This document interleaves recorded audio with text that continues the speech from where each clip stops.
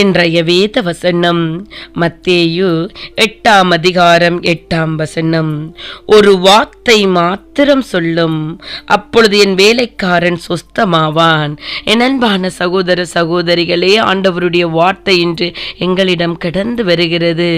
அதிகாரிகள் தங்கள் வார்த்தையின் வல்லமையை அறிந்திருக்கிறார்கள். அதே போல 100க்கு அதிபதியின் வார்த்தைகள் வேலைக்காரனுக்கு கொடுக்கப்படும் போது கேட்கப்படுகிறது. ஏனெனில் அந்த வார்த்தையில் அதிகாரம் இருக்கிறது. ஆனால் நம் கிறிஸ்துவின் வார்த்தைகளோ வியாதியஸ்தரை சுகமாக்க கூடியது, பிசாசுகளை துரத்தக்கூடியது, அற்புதங்களை செய்யக்கூடியது. அவருடைய நாமமே வார்த்தை என்பதுதான். பரலோகத்தில் அவரை தரிசித்த அப்போஸ்தலராகிய யோவான் எழுதுகிறார், இரத்தத்தில் தோய்க்கப்பட்ட வஸ்திரத்தை தரித்திருந்தார். அவருடைய நாமம் தேவனுடைய வார்த்தை.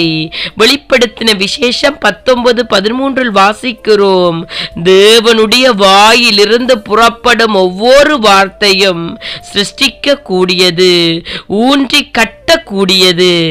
ஆதியிலே வார்த்தை இருந்தது, அந்த வார்த்தை தேவனிடத்தில் இருந்தது, அந்த வார்த்தை தேவனாய் இருந்தது.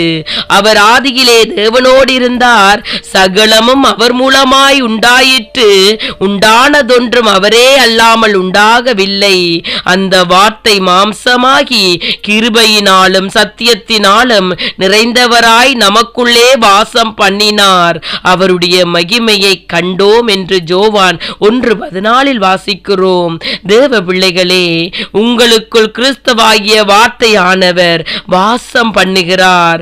மண்ணின் சாயலான உங்களை உங்களுக்குள் இருந்து மகிமையாய் மாற பண்ணும் அவரது வார்த்தை வல்லமை உள்ளது. ஆதி முதல் இருந்ததும் நாங்கள் கேட்டதும் எங்கள் கண்களினாலே கண்டதும் எங்கள் கைகளினாலே தொட்டதுமாயிருக்கிற ஜீவ வார்த்தையை குறித்து உங்களுக்கு அறிவிக்கிறோம். அவருடைய வார்த்தையில் நடந்து வாருங்கள். அவருடைய வழிகளிலே விடுதலை உண்டு. அவர் உங்களை அழைக்கிறார். உங்கள் சந்ததிகளை அவர் நினைவு கூறுகிறார். அவரே வார்த்தையானவர். அல்லேலூயா.